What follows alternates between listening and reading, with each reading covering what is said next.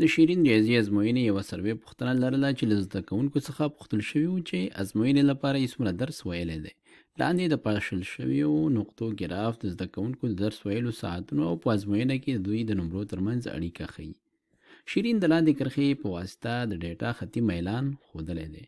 که فرض کړو چې کرښه سمه ده نو د کرښې 15 میلان څه معنا لري. نو راځو ګراف ګورو. افقي محور کې موږ ته وخت راکړل شوی په ساعتونو او په عمودي محور کې د دې نمرې دي. همدارنګه د هر یو ټکی چې دی یو زده کوونکي لپاره یا څه شی دی د دوی د درس ویلو وخت او د دوی نمرې موږ ته راښیي. دلته ښکاري چې کوم زده کوونکي چې شاوخوا 0.6 ساعته یعنی 1 ساعت نه هم کم درس ویل هغوی نمرې 40 نه لږ څه بره دي.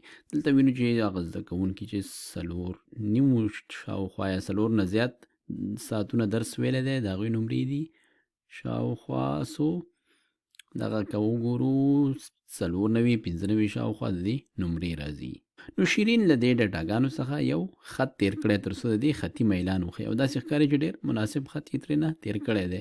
نو موږ وایي موږ پوښتنه شوې چې د کرښې 15 میلان څه معنا لري. نو 15 میلان دا معنا که چیرې موږ په افقي محور باندې یو واحد داسې حرکت وکړو دې ځنه نیم نه 1.5 ته ورسېدو نو په عمودي محور به څومره بدلون راځي نمرو کې 15 نمرې بدلون به راځي او دا موږ ته ښکاري له 45 نه څو ته ځو د دې ځای کې دې ځای نه دې ځای پورې 45 نه شپېتو ته لاړو نو 15 میلان دلته جوړ شو.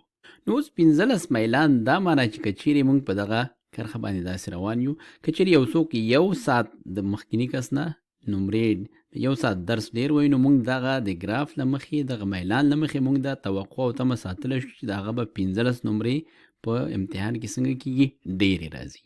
نو راځو ځوابونو ته ګورو. دلته وایي په عمومي ډول هغه زده کوونکي چې درس یې نه و ویلی په ازموینه کې 15 نمرې اخیستې دي.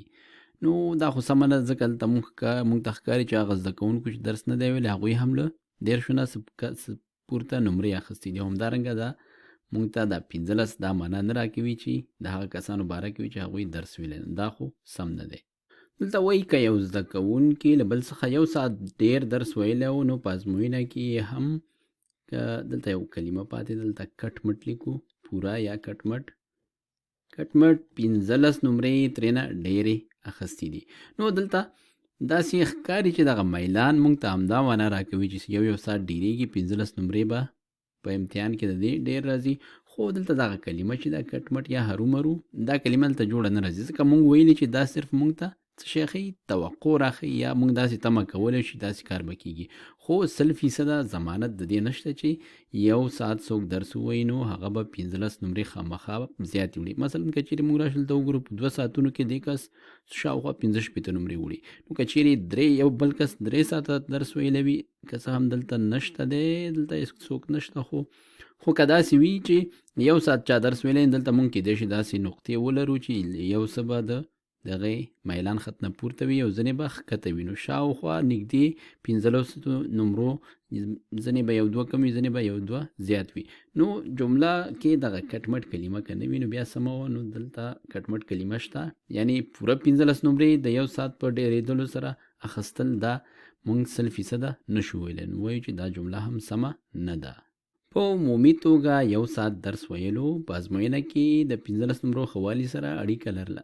دا موږ ته سم ځواب راکوي. دا موږ په نښه کوو او پای کې وایي په عمومي توګه 15 ساعته ډېر درس ویلو په ازموینه کې د یوې نمرې ښه والي سره اړیکه لره. دا هم سم نه دی.